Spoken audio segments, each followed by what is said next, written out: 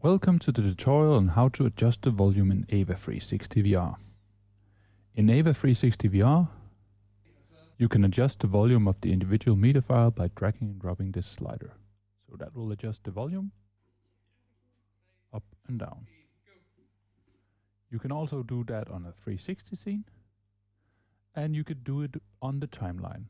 When you do it on the timeline, it's the main 360 scene that you are adjusting the volume of. If we jump directly into a 360 scene and play the video,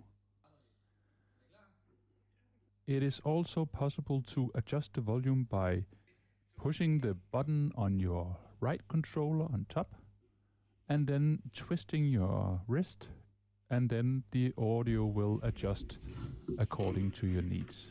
I'll just turn this off a bit. So now it's your turn to go ahead and try to adjust the volume based in your project. Remember, you can either do it on the individual window, but you can also use your controller directly on your right controller by adjusting the volume up and down, twisting your wrist. Try it out yourself.